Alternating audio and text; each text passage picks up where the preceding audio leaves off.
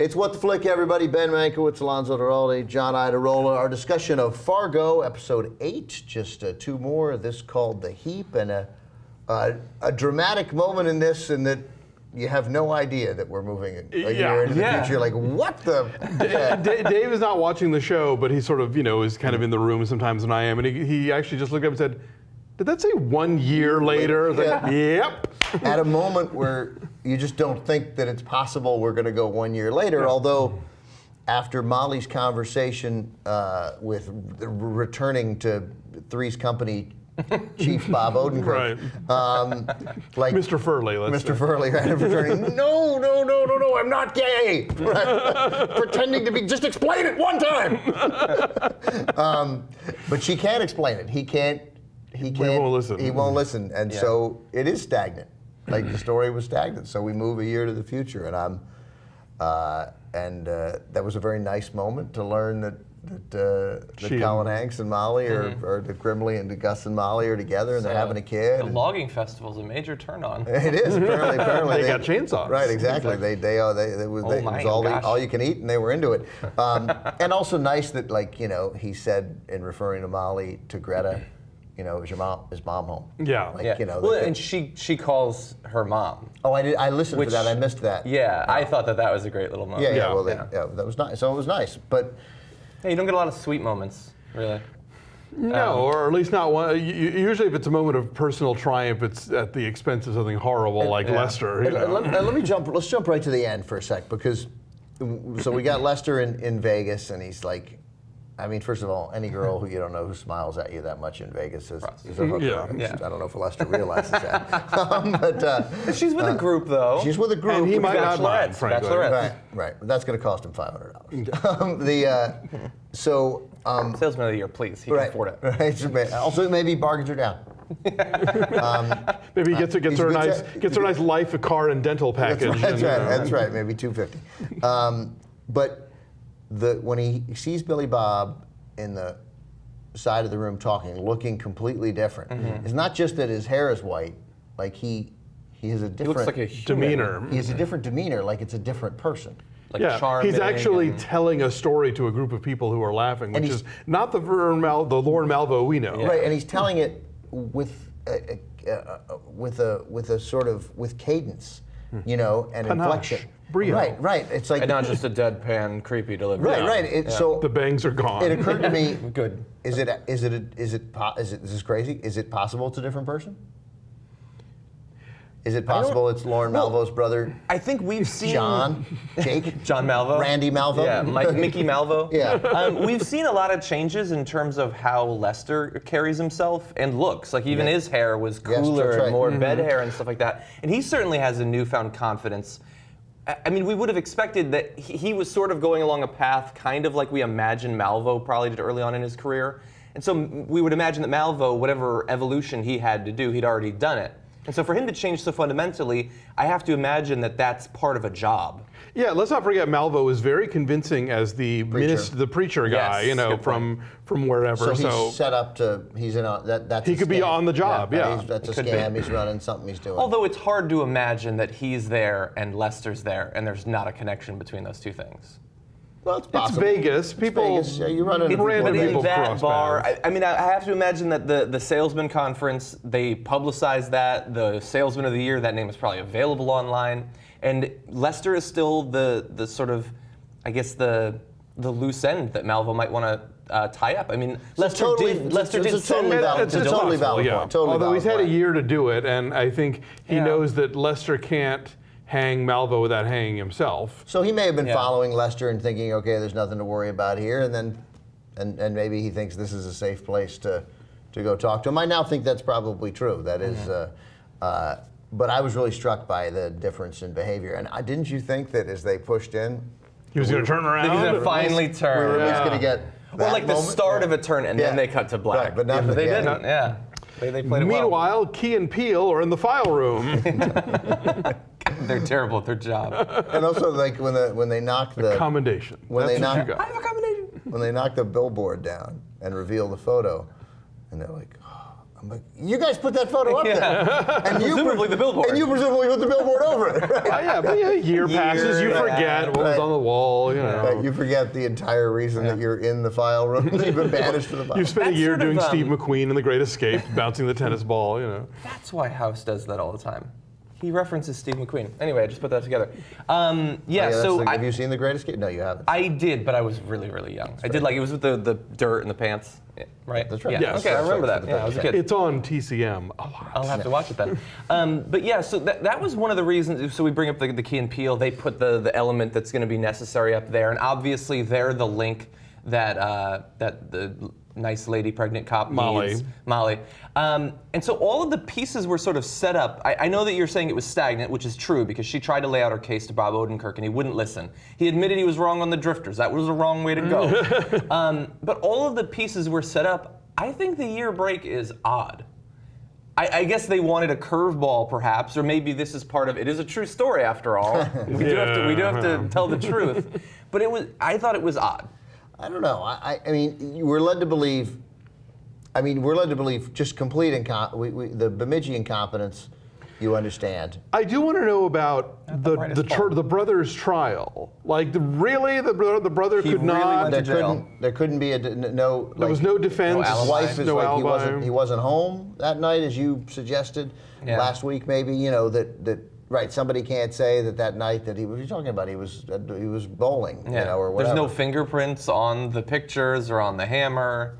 Right, His fingerprints, I mean. Right, I mean they may find a couple fingerprints of his at the house. Right, but there are no But Lester wiped it, suggesting that whoever put it there wiped it. Right, still, I mean it's your case would be somebody put that there to set me up.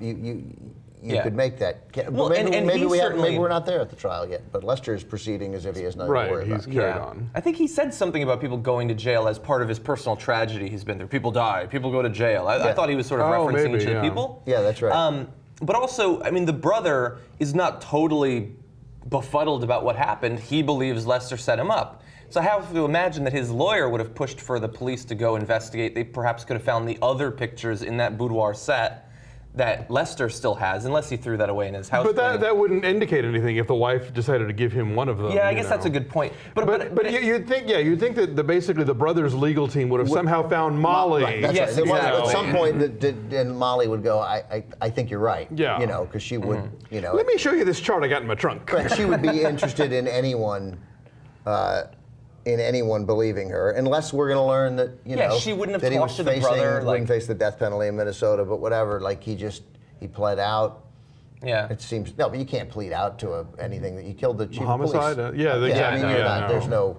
I mean, if you plead out, you're like, okay, life without parole. Right. That's what And by the way, I don't know a lot about the law. There's a lot that I don't know about the law. But he covered for his brother. Oh, the brotherly thing. You wouldn't go to jail for covering for the killing of the chief of police? Probably not if if you were a victim and your wife was one of the victims. Probably, if they got the guy, they could. But I mean, I'm not against the jumping ahead a year. I think it's kind of a cool idea to have Lester thinking that he's footloose and fancy free, and that like a couple of these characters are sort of still obsessed with with Molly and Key and Peele, and Billy Bob Thornton. They have names, but I can't remember what they are. Yeah. And of course, Mr. Wrench is out there somewhere. I know, that was an interesting scene. So Mr. Wrench out there too, presumably. I mean, the Bob Odenkirk's dimness is almost too ridiculous to be believed. And then to go with what appears to be supreme dimness at the FBI that they haven't, that no one at the FBI has thought that the guy who killed 22 people.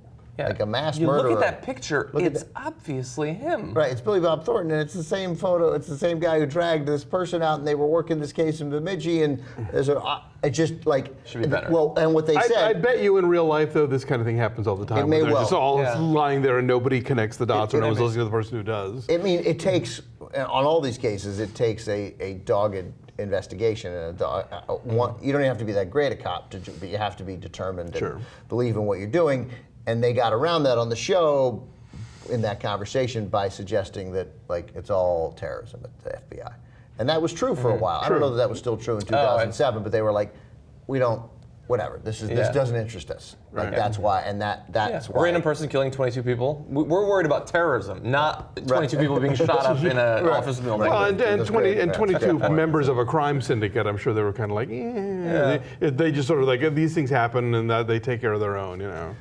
But it will come together, and there'll be, you know, I mean, if it were a real case, somebody in the FBI at some point would realize that they can tie all these cases together, and it would, you know. But anyway, it was startling. I'm not sure. I like it. I don't mind it either, moving the story along. But it was definitely startling. Yeah, I like that. I guess as a shortcut to showing the advance of time, everybody's haircut was significantly different. Like from the daughter to Molly, Lester. Right. By the way, I know this isn't a huge plot point or whatever, but I absolutely love the scene of Lester at the insurance place when the Madam Hess Mrs. comes Hess in. shows up, yes. That was when Kate Walsh comes in. That was great line. Yeah, from Kate Walsh. and when he finally is able to stand up against the kids, because at first I thought, oh God, it's gonna be the repeat of the dad, but no, he staples them into submission. And then and Linda comes while watching that. Exactly. Yeah, I wondered as she was delivering the tirade, like great lines, but as she was saying it, what the reaction was going to be, and I knew what the reaction was going to be. She was going to like him even more. Yeah, she was and thinking, so that was these stapled teenagers. You're amazing. Now I want to have sex with you. I hope they explain a little bit of why she and her sons backed off. Like there was no repeat after that. The one confrontation, $2 million. Maybe she just gave up hope, I suppose. Yeah, I mean, I think she sort of realized her position in this was sort of, you know. Yeah, she has nothing. The syndicate's gone. Hess has Right. no backing. Essentially, she's got nothing. She's all she's got is can she Sell the house. And also can she use her feminine wiles, which she did, and that didn't work. And now she can use her kids to bully him, but she knows her kids are dipshits, you know. So I really thought when they cut to Vegas and you saw like the dancer, I thought that was going to be her a year in the future, back to being a stripper. I was thinking it too. Yeah, like that's back funny. to the pole. Alas. I think we've seen the last of Kate Walsh in the series. But Do you think we've seen the last of Stavros? who's Stavros? The grocery king. January and February. January and July. Yeah, I think probably. Oh yeah, what do we think of Tahir's story? Is the idea of that? Is that setting us up for Molly having a random encounter with Malvo or with Mr. Wrench or something that's going to like bring all this around again? So how does that set them Well, up? the whole story about how they were trying to find him and he was lost and they just randomly ran to each other. So like a little sign to her, it's not over. Exactly. Maybe. Yeah, don't give up. Miracles happen. It could be a miracle. It might be a miracle. It might be a miracle. Yeah. Maybe. Yeah, that was a weird scene. Yeah, I love that. That's his whole story. Like she kept waiting for like this other The big payoff. And it turned out That guy was me. Yeah, I don't know. I'm totally intrigued. I'm totally interested, and they got to get him. But who do they get? And does Wrench, if Wrench ever resurfaces, is he want to kill Malvo for killing Numbers, or is he grateful to him for letting him go? He should still kill him. You're unemployed, by the way. I don't know if you read the paper. I actually missed that line. Yeah. The one thing I'm worried about, so they skipped ahead and we now have Colin Hanks with Molly. And he's finally a postman. Oh, right. They finally posted, which is good. So the hearing didn't go his way. No. Yeah. Well, that's fine. That's what he That's wanted. what he wanted. And so now they have a baby on the way, and the daughter now has a mom, And a house. which is sweet and everything. But it also means that the stakes are raised. And Malvo Sure. said that if you investigate, I will make you pay when it comes to your family. Now he has even more family and even more pay that he might have to give up. Right. In traditional storytelling justice, if this were Die Hard, of course, Colin Hanks would fire one more shot to save his family, and he would actually hit Malvo. Right. Right. Perhaps. He would do it. Maybe he'll come Like out with- of the snow and he'll have to decide He'll again. grab the gun. He won't know. He'll shoot. It'll be Malvo. He'll kill him. He'll save his family. And Maybe. That would. But I think Lester at this point has got to go I don't know hard. that Fargo goes. This is not really Die Hard so far. It doesn't so seem. yeah. Perhaps not. You don't think so? A little bit. All right. Good stuff, though. But weird. But Only two more. all right. Thanks, everybody.